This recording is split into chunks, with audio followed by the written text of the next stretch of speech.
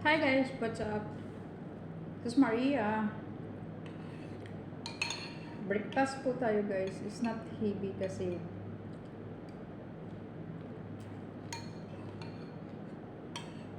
health conscious lang po. Mahirap kasi pag tumataba tayo. Especially mga ka-OFW. Sorry for saying but based in my own experience. Mahirapan po kasi tayo huminga lalo na nagtatrabaho tayo dito sa ibang bansa. Alam niyo naman kung gaano kahirap ang trabaho natin. So, sa umaga, pwede rin ito. Pero, especially sa gabi, masarap to. Kinain ko lang kasi ganito kasi ako lang naman nag-iisa dito. Pero totally sa gabi,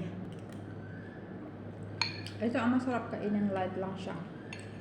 Lalo na kung high blood po tayo at saka mataba na hihirapan huminga.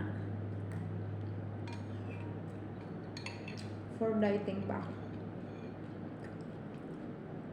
Sa mga health conscious or self conscious dyan, ito ang dapat natin kainin.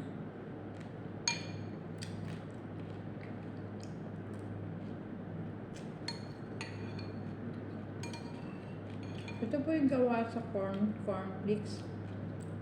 With energy every day like that. Don't worry, so yummy.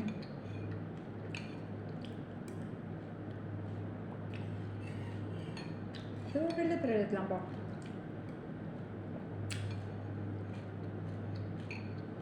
Thanks for watching. Have a good day.